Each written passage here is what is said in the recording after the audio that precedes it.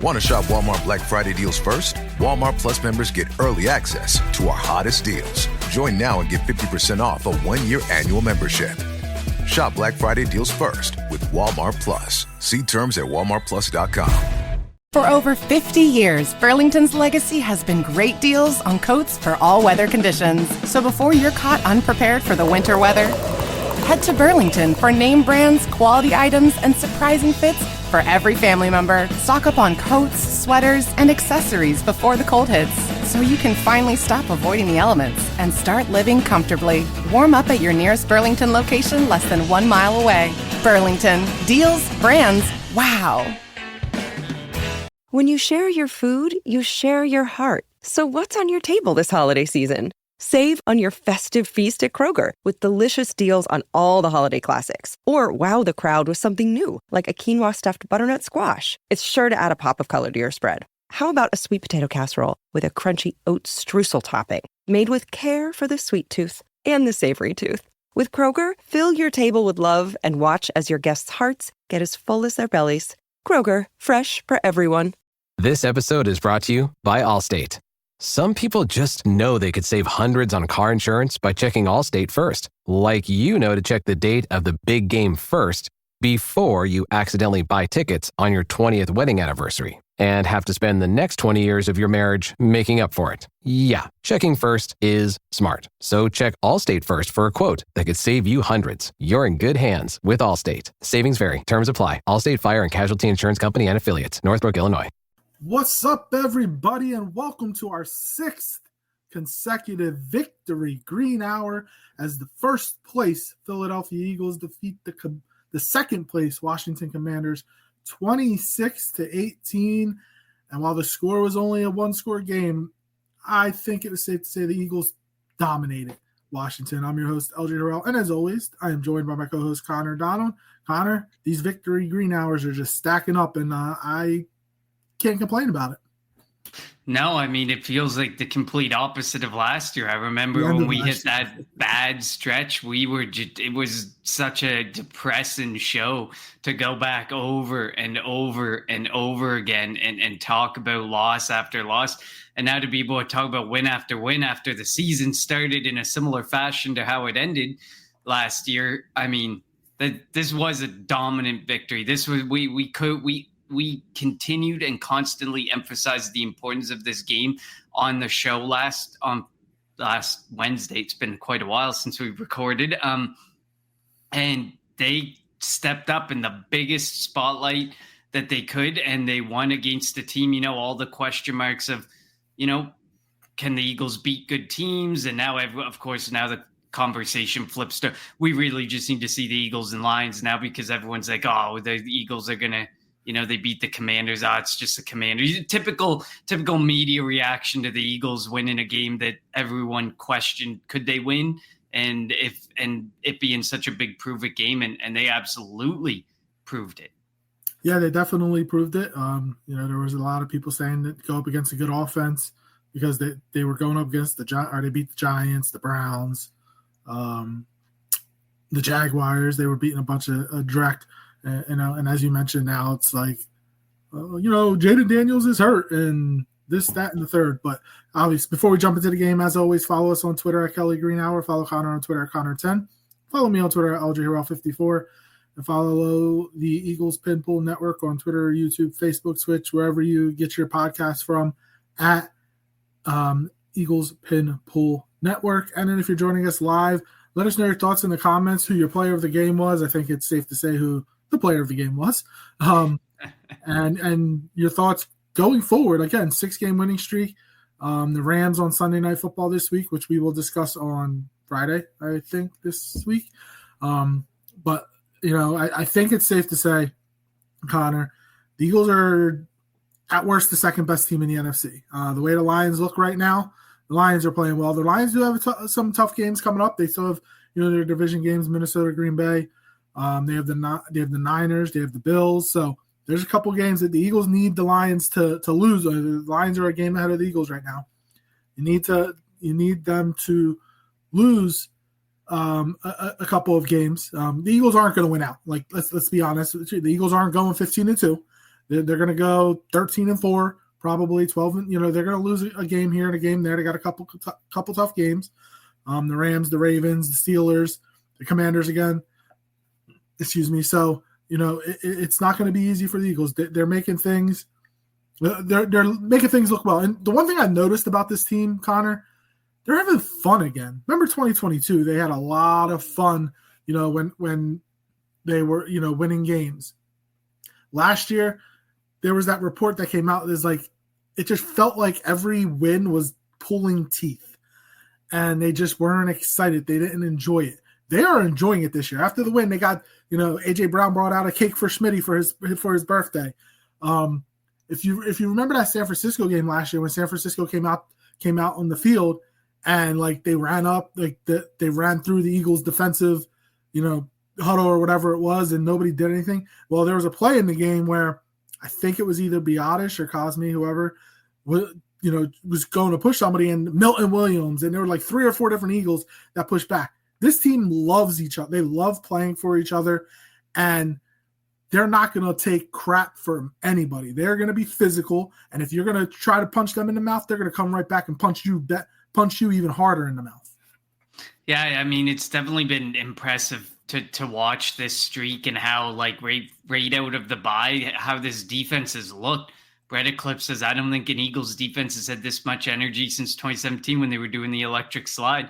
I mean, it's definitely true. We haven't seen a defense have this much fun. And the way they started, it was slow. But like we said, maybe we overreacted because a lot of Vic Fangio's defenses start slow because they're full of complexities. You have to figure out how you fit in the system and how the system can work for you and in your favor. I mean, look at Zach Baun. Mm-hmm. I know you said, I think it's obvious who the player of the game is. I mean, if you look at both sides of the ball, Zach Baun and Saquon Barkley are two such important pieces. I understand the offense would not look like this without Saquon Barkley. Of course, there's another conversation to be had. We're undefeated with AJ Brown in the lineup. We have losses with Barkley in the lineup, but Brown out of the lineup. So who's more important? The debate between Barkley and Brown. Obviously, we want them both. But Zach Baun, this defense would not look the way it does without Zach Baun being in it and being the way that he has been.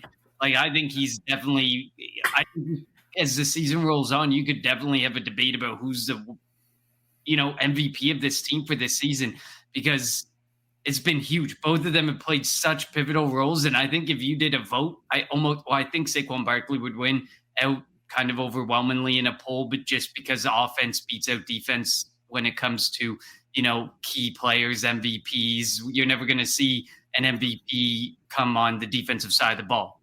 You'd have to have an absolutely meteoric season to nowadays have that happen.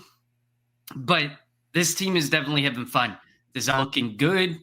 This defense is looking good. It's fun to watch the Eagles after that stretch last season and the stretch, to start the season. We felt like we were like, oh no, here we go again. But it was fun. And there was a lot of talk heading into the matchup, who would you rather, Jaden Daniels or Jalen Hurts as your quarterback? And it felt like overwhelmingly people were picking Jaden Daniels, obviously. And I don't know if overwhelmingly you can say that because now Jaden Daniels has one of his toughest games of the season against an extremely good defense, one of the top 3 defenses, if not top 1 defense since the bye week. And he didn't look good. And I know that some people are going to say, oh, the injury. Jalen Hurts has an ankle injury. Nick Sirianni let it slip that Jalen Hurts is playing through something. Everybody's playing through something. It's about how you play through it and can win in the face of adversity. And Jaden Daniels couldn't because, that offensive line is middle of the pack. They've looked really good because Jaden Daniels was able to get the ball out quick. And against his Eagles defense, things just became a lot harder for Jaden Daniels. They were in his face. Jalen Carter had another really good game. And he just didn't look like the Jaden Daniels of, the weeks prior because he met some really good competition defensively. Yeah, I mean, he's lost to Pennsylvania teams back-to-back weeks. Pittsburgh, who has a good defense, and the Eagles. Brett Clip says, I've been watching various clips of the defense on Twitter and stuff. The level of communication they have in coverage is so insanely smooth. It's almost creepy how synchronized they are. And it's crazy that you say that because if you think about it, Quinyon Mitchell, rookie, Cooper DeJean, rookie, Reed Blankenship is young, CJGJ's 26, Nakobe Dean is young, Nolan Smith is young, Jalen Carter, Jordan Davis. Like, this is an insanely young defense. And if Vic Fangio stays around for, say, 3 years, because I don't think he's not looking for a head coaching job at his age, and he may only be here for a handful of years. But imagine him staying here with the talent on this defense. You think that Darius Slay, this could potentially be his last year here, but even if it's not, you could bring, if he's willing to take a hometown discount type of deal, he doesn't have to be a starter. But I love that, like, having Darius Slay's experience and leadership here. Even if you say you start Isaiah Rodgers or you start Keely Ringo on the other side, of Quinyon Mitchell, and then like okay, so BG is potentially going to retire. I think he's going to come back. Like, he looks like he's having so much fun out there and he's being really productive. But you'd assume that we talked about this over the last couple of weeks. You'd assume that the Eagles are going to draft an edge, so they're going to be young at edge still. They still have Bryce Huff if they keep him. I think they might attempt to trade him in the offseason, but we'll see. Milton Williams could potentially hopefully will be back. Mauro Jomo is young. Josh Sweat, who knows what's going to happen there. But, like, looking at all the defensive pieces, they're just really, really young right now. And they're, as Bredicliffe says, the communication is insane. How, Quinyon and Cooper DeJean, they look at each other. If you have stacked receivers, they know exactly where they're going. They're not going to run into each other. They're not going to both follow the same receiver. And you can see that at all levels of the defense. And remember, coming into this year, the big question mark was the defense. And usually for the Eagles, it's the front four is the strength, and then it's the back seven that we have to worry about. It's the opposite this year. That back seven is outstanding, and it's been the front four that has been needing time to work things out, and they have done that. They're starting to get after the quarterback. We've talked about it time and time again how sacks and turnovers come in bunches, and that's what has happened for this Eagles defense, and that's why they are top 5 defense in the NFL right now. Yeah, absolutely. I mean, you hit on a lot of great points. They are still super young, and I know that at the end of the day, we're going to be disappointed if Graham goes or if Slay has to go or some of these guys their time is up. But at the end of the day, the future is so bright. Like Zach Baun, like we said in the last episode, I think he's about to be 28. He's still got 3, 4, 5 years left in him. And it'll be interesting to see if we bring him back.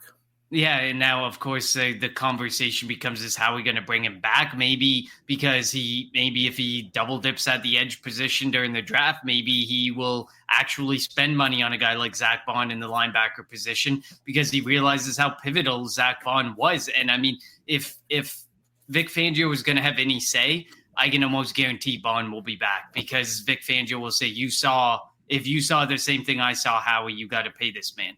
Because he's going to do that again in my defense. I know I can make him continue to be that player in this defense. If he goes elsewhere and people try and use him in a different way, is he going to be as effective? Probably not. But it all depends. Hopefully he's going to be back. CJ Gardner-Johnson's young. Nakobe Dean is young. Jalen Carter, young. Jordan Davis is young. I understand from a Jordan Davis standpoint, some people are frustrated, but I think the more you accept the reality.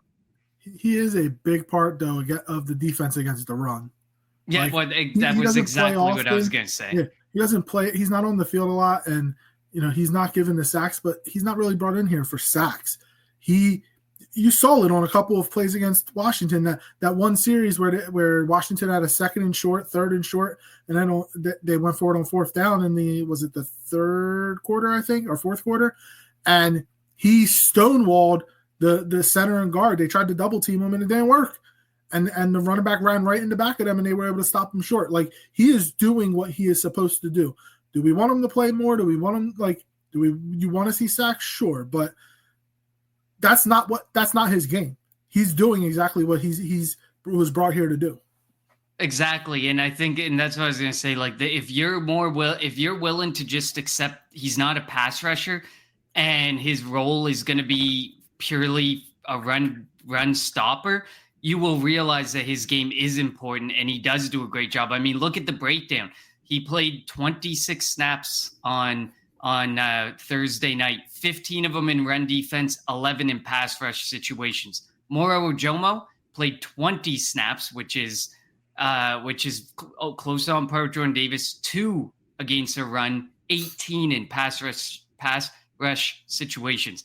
That just goes to show you that there's certain players who they just fit a certain way in this defense, and that's just ultimately how it's going to be. And you said Moro Ojomo's still young. They seem to think very highly of Moro Ojomo, and they seem to think very highly of him being beside Jalen Carter in pass rush scenarios. Just the more that he can continue to ramp up and become more effective, I think the more you're going to see Moro Ojomo and Jordan Davis almost split 50-50, and it's going to be one's out there on running downs, one's out there on pass rushing downs, and it's going to be almost exclusively split that way. Of course, the frustration stems from, Jordan Davis, he was a first-round pick, blah, blah, blah, blah, blah. But if you accept how good he is and how vital he is to how effective this run defense is, one of the top in the league, you'll be more willing to accept he is very good at what he's doing. And Vic Fangio is very good at putting guys in a position to do what they do best. And we see it with Ojomo getting more usage. We see it with Jordan Davis. Jalen Carter, for first time as an Eagle, played 100% of snaps. That's insane for a defensive tackle. Snap as a defensive tackle. That's like Aaron Donald-esque. You don't see that from many defensive tackles. And Jalen Carter, they are ready to say, you're going to be out there as much as we possibly can put you out there, because the more you're out there, the more havoc and he dominated. Absolutely. If you're just looking at a PFF report or you're just looking at a stat line, you're going to sit there and you're going to be like, oh, well, that's kind of that he wasn't that great. He was, because he eats double teams. He opens up opportunities for other guys to get after the quarterback. He causes havoc. He puts his hand up. He can bat passes down. He can tip passes. He can do it all. He causes so much distress in the middle of an offensive line. It is one of the wildest things to see. Will he ever get to, the point where he is, putting up the statistics like Aaron Donald? That remains to be seen. But to me, I think even without the statistics, there are so many videos out there, if you watch, of people who watch the all 22 tape and they zoom in on Jalen Carter and Jordan Davis. They spend entire episodes talking about them. And it is amazing to see how important they are for this defense, and in such completely different ways. Yeah, and it seems like the Eagles could potentially be preparing for Milton Williams to leave, just like by the usage of Ojomo. We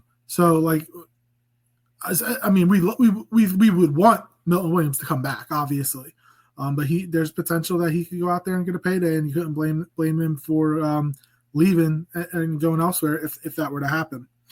Brett Eclipse says Nakobe Dean deserves major credit too, not only his total performance turnaround and staying healthy, he's also the green dot. Major credit to Fangio for the calls, but Dean's been his eyes on the field. I've said it time and time again.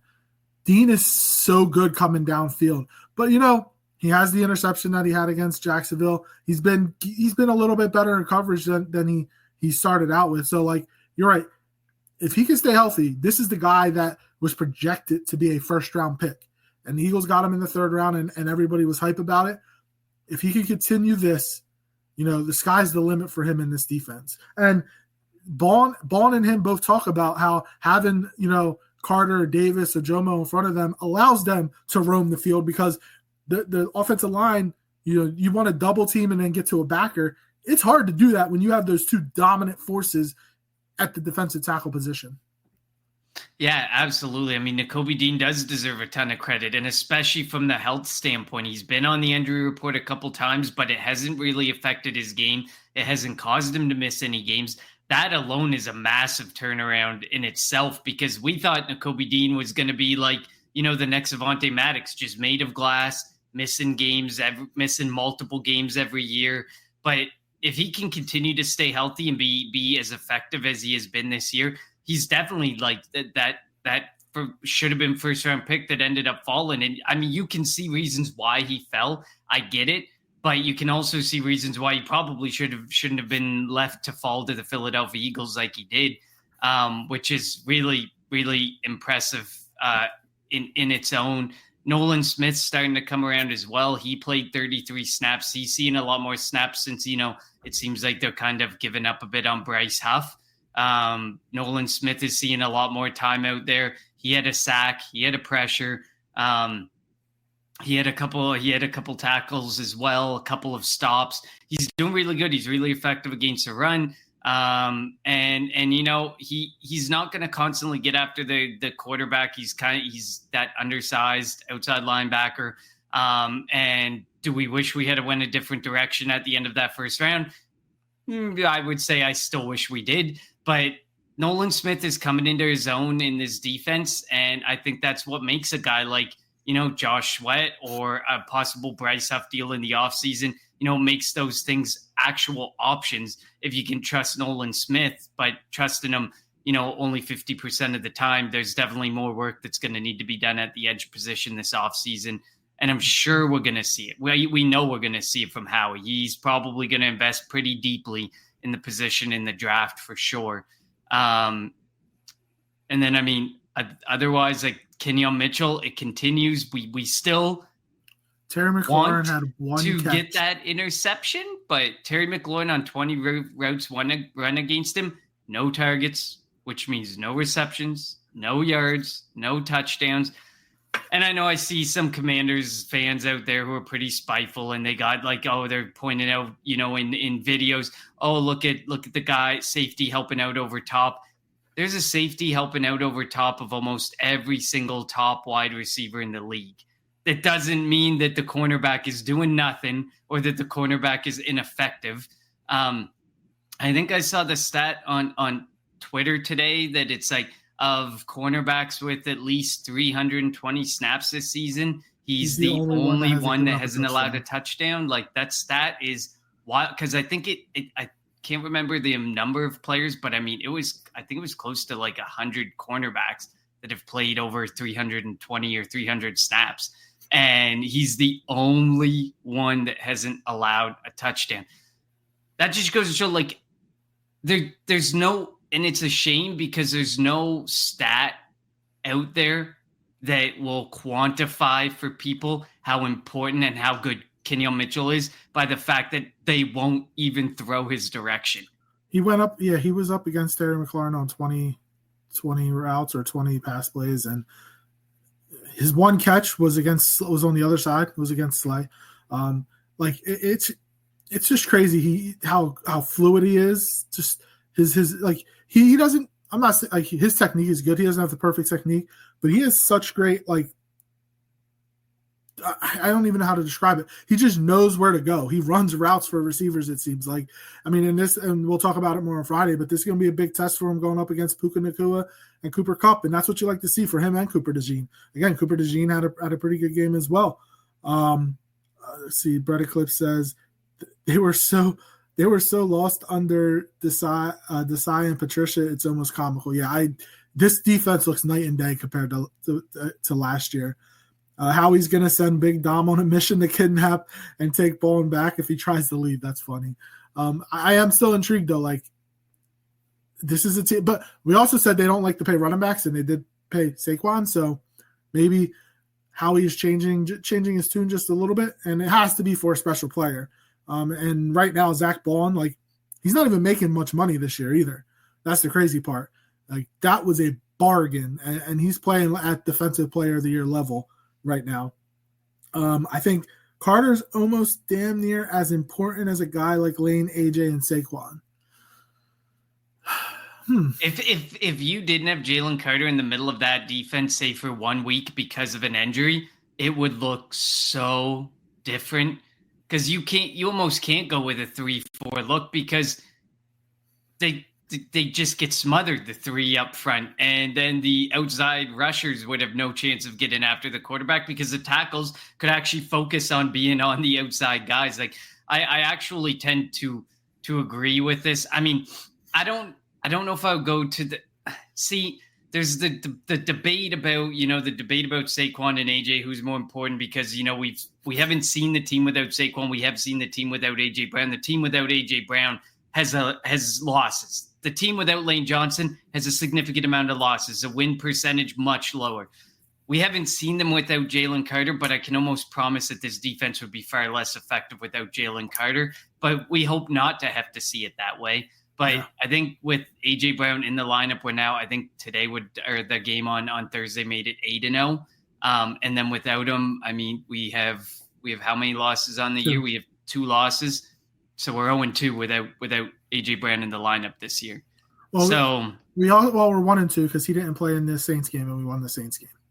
1-2. Okay. Yeah. So 7. Okay. So it would be 7-0 still as it stands. So it would be 7-0, 1-2. And if you even date back to last year, we were missing AJ Brown down that stretch of games where we ended up losing whatever was like 6 or 7 games in a row. He got hurt in the Giants game, and then we didn't have him for the playoff game. Yeah. Oh, it was a playoff game. Okay. Yeah. So, but I mean, it could be a bit of a stretch. We've seen how important Lane Johnson and AJ Brown are. We know Saquon Barkley is the focal point of this offense. From just purely from a touch standpoint, he leads the league in scrimmage yards. So of course he's vitally important. But I would say Jalen Carter is definitely as important defensively. Him and Kenyon Mitchell, I think if we ever missed one of them for a game or two, you would feel it and you would see that impact massively. Yeah, I mean, I do like our depth at corner though. Isaiah Rodgers, Keely Ringo, Eli Ricks, and then we have, now I'm not saying that he's going to be the end all be all, and I'm not saying that he would come in and be Quinyon Mitchell, but you kind of have a veteran depth piece who's probably ready to come back. They just don't need him in James Bradbury, and he's just sitting there chilling on IR right now. And so who knows? Obviously we don't want anybody to get hurt, and you don't want to even have to entertain him potentially coming back. But just knowing that they have the depth at corner, and it's solid depth too. We always talked about quality over quantity or quantity over quality, and the Eagles always had quantity, but the quality of those players was never very good. Well, the quality of the players that the Eagles have in the secondary right now, very good. And the majority of them are young. Besides Slay and Bradbury, they're all young, and they have a chance to grow together. And we didn't even talk about Sidney Brown yet. And they have Tristan McCollum. They have a bunch of guys that fill needs on special teams, and that's what's helping this team. They keep helping them chug along and getting these wins. Don't forget about Thomas Booker. Fangio seems to like him and make his name known when he's on the field. I mean, he's a UDFA, right? And he made the team at a camp. They also have he's Gabe effective Hall. In super minimal snaps. We don't see him more than about 10, 12 times and they also a have game. Gabe Hall, who's on the practice squad, if I'm not mistaken, who they signed as a UDFA out of Baylor. So they have, again, a lot of young guys, a lot of depth. Finally, I find it amazing how much of the Eagles' defense is built on talent that was undervalued by the rest of the league. Carter, Nolan Dean, DeJean, Quinyon all dropped, and Blankenship was a UDFA. I can't believe Carter dropped to 9. I think that's where we got him at 9. That's crazy. Atlanta, I don't get it. And how he traded up for that pick to get ahead of Chicago, right? I think he traded with Chicago because Chicago ended up taking a left tackle or right tackle or something like that. And then that was when Atlanta took Bijan Robinson because there was that big debate. If you're the Eagles, do you take Bijan? I can't Quinyon being the first corner to come off the board. And a lot of people had Quinyon and Cooper DeJean as the top 2 corners in the draft. And the Eagles got both of them. It's amazing how the Eagles were able to pull that off. Yeah, and I mean Nolan Smith. I mean, Nolan's a bit of a debate. I think he's a bit of a stretch in this argument. Cooper DeJean, the reason he was fallen was because people thought he was a safety. I think he's put in that debate and conversation to rest emphatically. I mean, would he make a good safety? I think he'd make a great safety. I mean, he still could potentially be a safety incredible down the nickel road. Corner. Oh, he does. He's already one of the best nickels in the league. But like, he still could potentially be a safety down the road. But the way he tackles, like he's he's so he's quick too. Yeah, he's so quick too. Like, just the way he's able to break on a football, you could tell that he learned technique very well at Iowa. Yeah, and then Kenyon, of course, that he was a guy who was supposed to be almost like fringe top 10, and he ended up falling to us, bordering on the 20th pick. And Nick Saban had talked about at the draft, like he was hoping Quinyon went into the portal so that he can get him to go to Alabama. And Quinyon wanted to stay at Toledo because Toledo was one of the only schools that believed in him. But when you have the GOAT of coaches and Nick Saban saying, "Yeah, I want you," but that has to say something. Like Saban has coached Trayvon Diggs, has coached Minka Fitzpatrick, Brian Brandt. Like, he has coached a bunch of good, really good secondary players. And when he's trying to go after somebody, you have to think that there's a reason why. And the Eagles got fortunate that he dropped down. And like, and I was, because I was somebody that was thinking like, let's get Terrion Arnold, or let's get Kool-Aid McKinstry. Quinyon Mitchell's better than both of them, easily better than both of them. I think Cooper DeJean's better than both of them at this point. Maybe not Terrion Arnold, but he's also playing in the slot.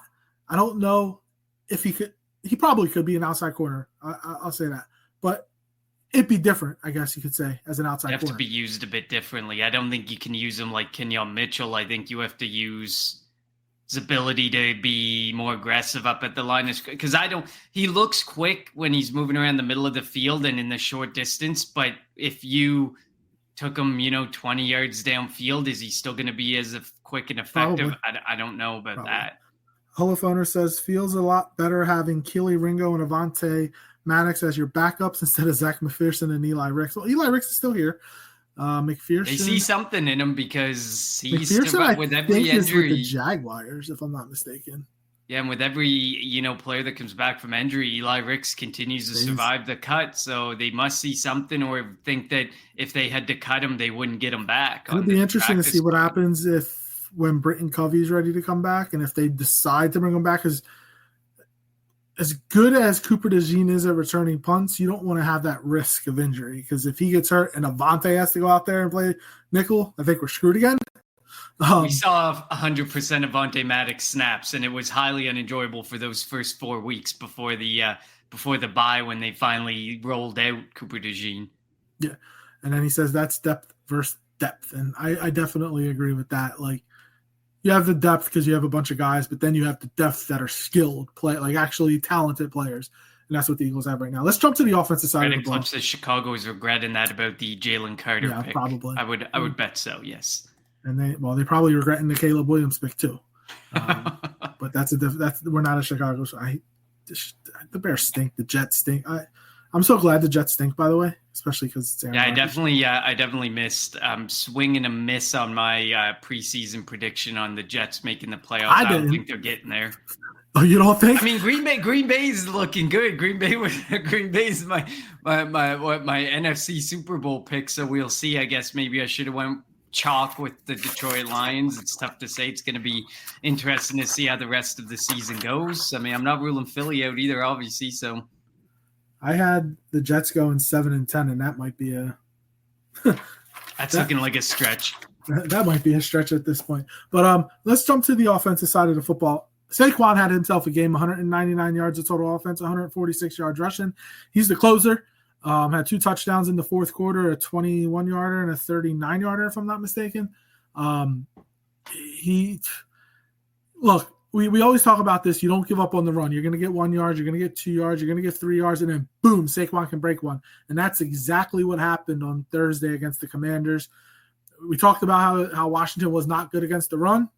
And fortunately, the Eagles did not give up on the run. And Saquon was able to take advantage in that fourth quarter to give the Eagles a 2-score lead. It was the speed that he has still is amazing. And I'm like, it's so good that he gets this 10-day break, because they gave him the ball. He rushed it for 26 times, had a couple of catches. And you know that Saquon has been tackled at the 1 yard line 11 times. 11. I saw that stat. And none of those ever turned into a touchdown for him from the 1. I think one. Did one? I think maybe one. Maybe one, but I thought that the wildest part of the stat was that he never ended up finding the end zone. It was either 0 or 1, but it's funny though. Somebody put out dove into the specifics of his contract, and he has no touchdown related bonuses, which is pretty smart for him, because obviously with the tush push, Jalen Hurts is going to vulture some of them. But it's amazing that after all that getting beat up in Jersey with the Giants and on that crappy turf at MetLife, he still looks spry like he did at Penn State. And what is this, his 6th year, 7th year here in the NFL, and then first with the Eagles? Yeah, I mean, Saquon Barkley, everyone thought, he's injury prone. He's going to be washed. He's not going to – he's a waste of money. Looks like Saquon Barkley and Derrick Henry were 2 of the best free agent signings of the offseason. I mean, under the radar would probably be Zach Baun, because like you said, he's got if it wasn't for some names and some people who might have better counting stats from, a sack perspective or interception perspective, we might be talking about him. And I think he should be talked about in the same vein as Defensive Player of the Year. I don't think there's any reason he shouldn't be. I mean, you said it a couple episodes ago, he's on par, and I think he still is on pace for almost 200 tackles. It's huge. It's really impressive. The guy's making plays. But Saquon Barkley and Derrick Henry have turned out to be such vital pieces of their offense. Josh Jacobs, huge part of his offense as well. Those are 3 guys who got given money. Mixon, definitely not as effective as those other 3 guys, but obviously on the Houston Texans, I mean, he's effective and he's going to do what he's going to do. But those other 3 names have been absolutely huge for their teams, especially Henry and Saquon Barkley. Barkley and Henry are neck and neck in yards rushing, I think, but Henry's ahead mostly because he's got an extra game in hand. I think he's only about 50 or 60 yards ahead of him with a game in hand. And then if you look at scrimmage yards, which I think is a more important and all-encompassing stat, because we know Derrick Henry is going to run up the rushing yards. But when you look at scrimmage yards, Saquon Barkley leads the league. He's got the most yards of any player in the NFL. And it's being so disrespectful. If Christian McCaffrey was able to play and was leading in scrimmage yards, we would hear about him every single week. He would be all over the media, potential MVP candidate, potential Offensive Player of the Year candidate. And we're not hearing that same type of conversation for Saquon Barkley, which is a shame, because he's putting up what would be Christian McCaffrey-like numbers in prior seasons when McCaffrey was healthy, and how important he was to the 49ers offense last season. And then, of course, A.J. Brown didn't get the, I think I said that he was going to go for 100 yards and a touchdown. Of course, he didn't get that. I know Brett Eclipse here says, get right game for passing offense against the Rams. I don't know if the Eagles passing game is that off. I don't think there's anything wrong with it. They don't have to use it. Jalen did miss a couple of throws, and I don't know if he got concussed a little bit, because there was that one where A.J. Brown was open on the sideline, and Jalen was nowhere near A.J. Brown. Threw it out of bounds, and he did miss a couple. There were a couple plays that he had open receivers that he could have threw touchdown passes. So, could it be a get right game for the passing game? I don't know. The identity of this team is running the football, and that's what they're going to do. They're going to come out running the ball, and they're going to allow the running game to open up the passing game with A.J. Brown, with Devontae Smith, with Dallas Goedert. They should be able to get the passing game going, but they haven't really needed to. And I'm of the belief you don't force something when you don't need to force something. Want to shop Walmart Black Friday deals first? Walmart Plus members get early access to our hottest deals. Join now and get 50% off a 1-year annual membership. Shop Black Friday deals first with Walmart Plus. See terms at walmartplus.com.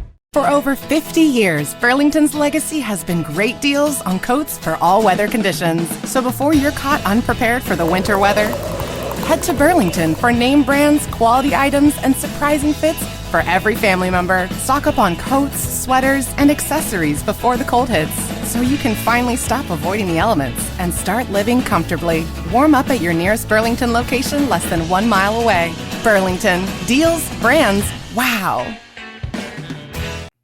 Absolutely. I agree. And that's the thing. Like, you see Jalen Hurts throwing the ball. I thought he'd only have to throw it 18 to, 16 to 20 times this game. He ended up throwing the ball 28 times. And that's only because there was points where this game was kind of close and they were trying to make a play or trying to make a big play.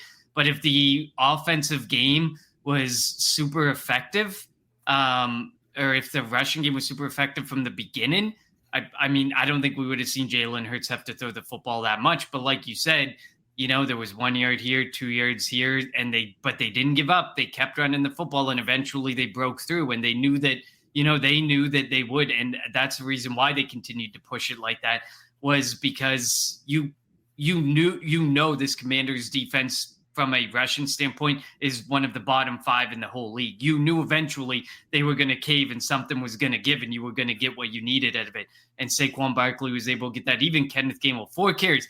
That is still probably 4 too many carries, but much better to see 4 carries than like 6 or 8 or 10 carries. So, but even he was semi-effective. When he was given the ball, I mean, he averaged 10.8 yards per carry. So even he started to break through. So, I mean, I don't necessarily believe that, we need a get-right game for the passing offense. I mean, was Jalen Hurts concussed? I know he played it down while wearing sunglasses in a post-game interview. But I mean, he could have been a little bit concussed. But, I mean, if Jalen Hurts can be effective with limited passing, obviously, missing, 18 for 28 is not overly effective.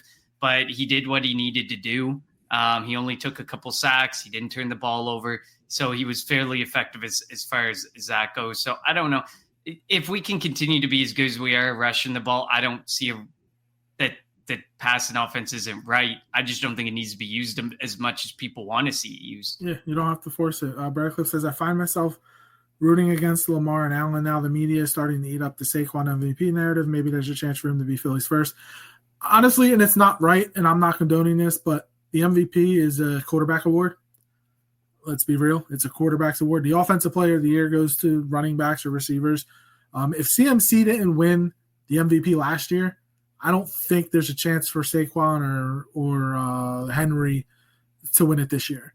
It's going to come down to offensive player of the year. It'll be either Saquon or it'll be Henry, I think. The MVP is going to be Allen, Lamar. It'd be Allen or Lamar, I think. I don't think or Goff. I don't think Mahomes is in the running for that right now. But yeah, so like if we're talking awards, like offensive player of the year could be an Eagle, defensive rookie of the year could be an Eagle, coach of the year. Like, it's crazy that like when the Eagles won the Super Bowl in 2017, you know how many coach of the year votes Doug Peterson got? I think one. Could you imagine for a minute, Nick Sirianni getting coach of the year and the amount of people who would probably still want him fired? Like, there's going to still continue to be a loud group that is calling for Nick Sirianni's job. There's still some that don't want him to have the job because they're like, well, and I get it, when the end of the season comes and maybe Kellen Moore's getting interviewed again and maybe he gets an opportunity, do you move on from Nick Sirianni to keep Kellen Moore and keep some continuity in the offense? You're not going to get it at this point. Like, we're 8-2. The Nick Sirianni getting fired this offseason. I mean, well, we are week 10. I mean, it would have to be similar to last year where the wheels fall off, but I just don't see the wheels falling off the way they're playing this year or since post bye. So. Yeah. I mean, it'd be, at this point, it's going to be tough to get rid of Sirianni. And I'm not saying one way or the other. I'm not going to say I want to get rid of him. It'll be intriguing to see if Kellen Moore does get. I think he will get head coaching interviews. It'll be intriguing to see if he goes out there and actually gets a job. Because you mentioned, like you said, if he does get a head coaching job, He's going to take Doug Nussmeier with him because this is his offense for the most part, besides Jeff Stoutland and Aaron Moorhead and like Patugla, whatever the hell his name is. Like a lot of this offensive staff is Kellen Moore. So that will be really interesting to see, and it'll be another season with Jalen Hurts getting another offensive coordinator.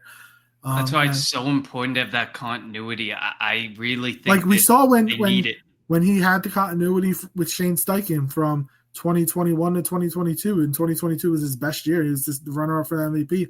Would have won the MVP if he didn't get hurt at the end of the year. So it definitely is important. But yeah, like the offense is doing what they need to do at this point. The game was close. Was only a one possession game because my big question is: do we have a kicker problem? Jake Elliott missed 2 field goals and an extra point. That's 7 points. The Eagles could have had over 30 points. Could have had 30 points against the Commanders. He hasn't hit a field goal over 50 yards this year yet. That's not him. He's over 3 now.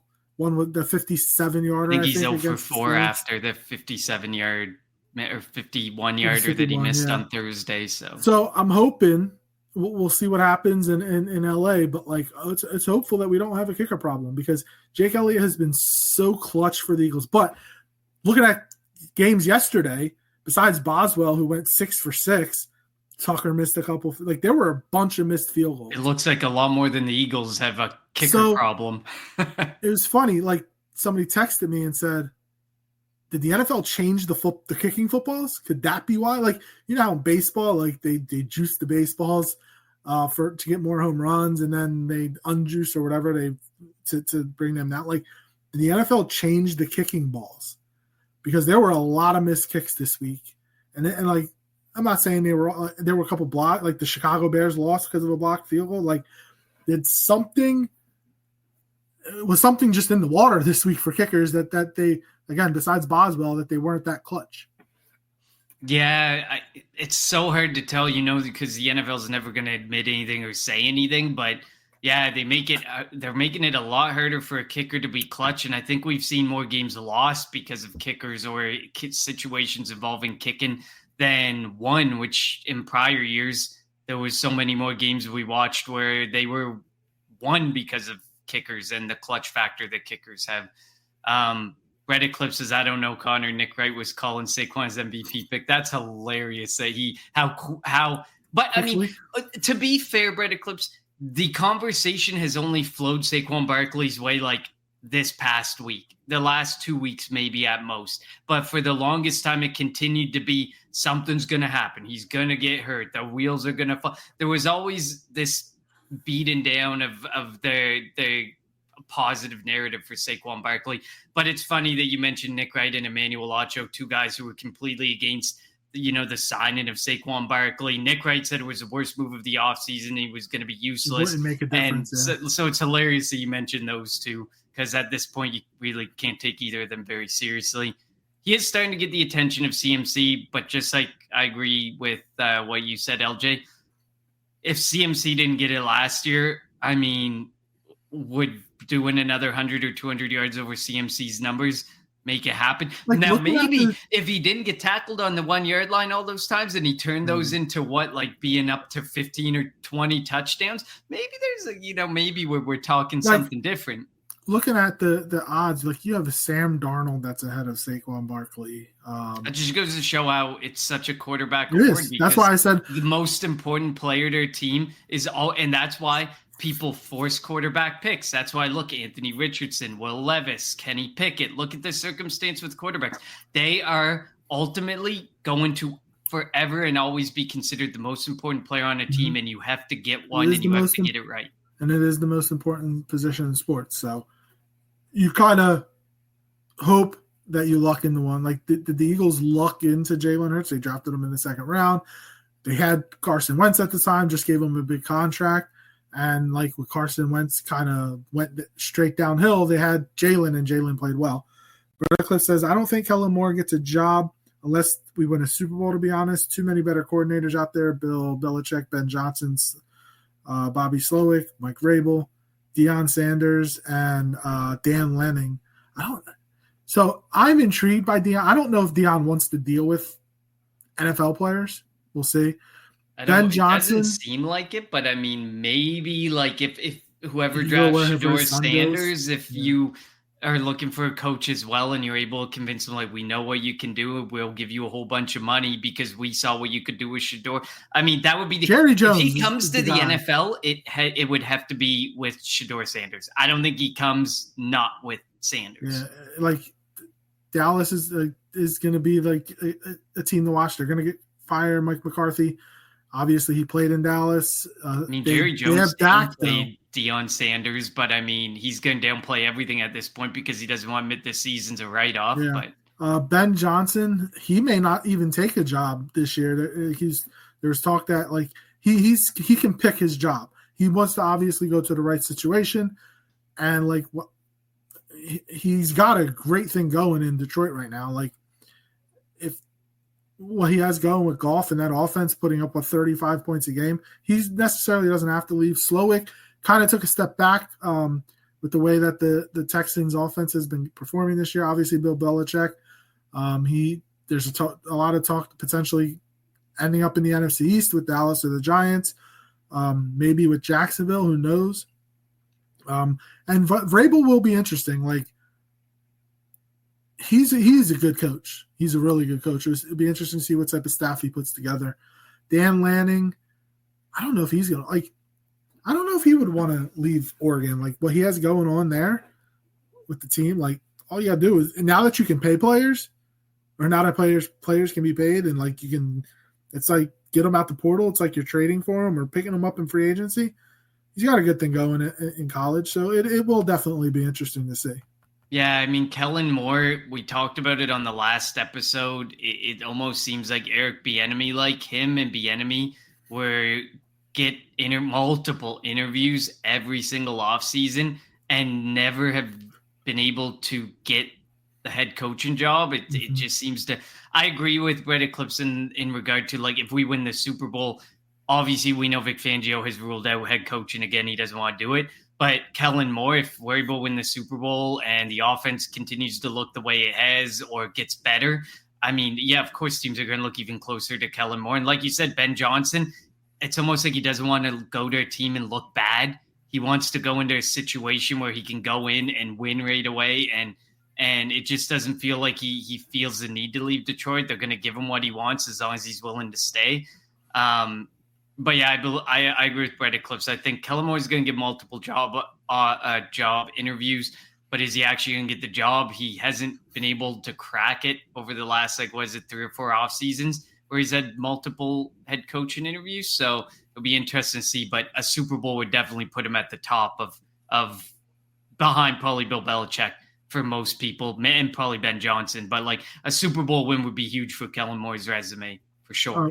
Oh yeah, definitely. And we're definitely going to, after the season or as coaches get fired, like, which would talk about what the best situations would be. You have Trevor Lawrence, who is probably not that generational quarterback that a lot of people talked about. You have the Jacksonville that's going to be open. I'm surprised that Doug didn't get fired today. But are they on their bye this week? I'm not 100% sure. I just don't think they want to start. They're kind of like the Cowboys. They just want to ride out the season and then they'll fire him. What's the point of firing a coach mid-season other than then you end up in the, you put in your interim coach, you end up in the Raiders situation where they hired their interim coach as their head coach and the they're not going to hire looking no better. Coach. They have to also get rid of Trent Baalke, but that's a different story for a different day. Mike McCarthy will probably get fired. Dable, maybe. Who knows? We'll see what happens with Tommy. I mean, the reports are out. He's coaching for his job, and that's why he picked DeVito over Drew Lock. Yeah, Tommy Cutlets is starting. Chance with DeVito. Pierce won't get fired. He just got hired, so I don't think they would be a one and done there. Man, I don't know the Raiders. Could Eberflus get fired in Chicago? If things continue to go, I mean but that's the tough part about when you hire a defensive coach. You cannot sit there and he can't be blamed. D'Amico Ryans is doing a great job. Yeah, but D'Amico, right? Like once every like probably decade, you get that defensive head coach that ends up being a really, really good coach. You have the Jets opening. I mean, Jerron Mayo is also a defensive guy, and he's coaching in the Patriots. And I think they don't have talent right now, but I think that if they can get talent, we'll see what he can do there. But so you have the Jets opening. Words cannot express how desperately I want to see Jalen Hurts and Kellen Moore's offense with a second year. Agreed. I definitely agree with that. We just want to see him in the same offense for more than 1 year. He hasn't done it even dating back to college. Well, Shane Steichen, but like that first year was kind of like the warm-up year, and then he got the full, package with Shane Steichen, and then he left. So that's about the only repeat, Could Shane could Shane Steichen get fired by the Colts? And if Kellen Moore got a job, would you bring Shane Steichen back? I mean, it is pretty dicey in Indy right now, going back and forth. They said Richardson would not touch a field again, and then he's back 2 weeks later. You have to show that you can work with Richardson and improve him. But I mean, I thought Richardson was a reach too. That's why I mentioned him in the earlier conversation about quarterbacks, was because you saw through college he wasn't a very accurate thrower. He was going to be a developmental guy. He just had so many intangibles that you knew teams would just go for. They suit the intangibles, and how many times has the intangibles, Trey Lance? How many times has the intangibles cost you your pick on a quarterback? Like it'll be interesting to see. But I mean, I'd bring Shane Steichen back. Look at the success that Jalen Hurts had. And it's not like Shane Steichen's running a completely different offense in Indianapolis. I mean, yes, with Flacco, he has to run it a bit differently than Anthony Richardson. But in all actuality, it would kind of if Kellen Moore had to go because he got a head coaching job, I would love to have someone like Shane Steichen back where we found success, and it would kind of be like some sort of continuity in a way for Jalen Hurts. But well, hopefully we don't have to see that, but we'll find clips. I was totally waiting for this pod. Waiting to ask a question about Steichen. It would be hilarious, but the answer is a fat yes. Hey, we had to get there eventually. We bring up all the important stuff here.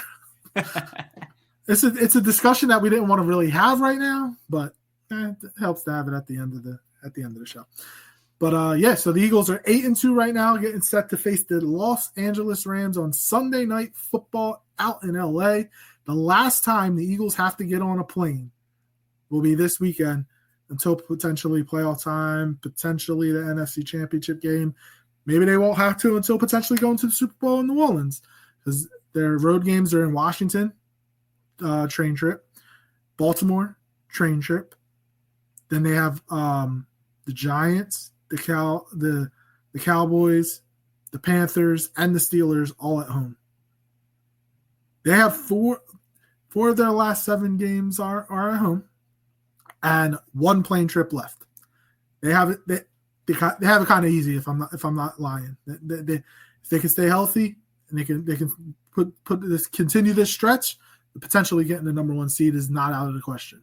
I can see a world where we only lose one more game and end up with the 14. I think if we get to that point where we only lose one more game between now and week 18, obviously all the starters are going to be rested in week 18 likely, all dependent on the situation with Detroit. But I mean, I can see a world where we only lose one more game. I mean, the Ravens and Steelers just had a wild game this past weekend, and the Steelers ended up beating the Ravens. Ravens defense Steelers are beatable. The Ravens are beatable. Like, you never know what could happen there, but they both are still really good teams, and that's where we're gonna. I mean, the Rams are good, not great. It'll be interesting to see how things go with the Rams. I mean, San Fran's last in that division at 500, which is pretty wild in that division. But some final comments.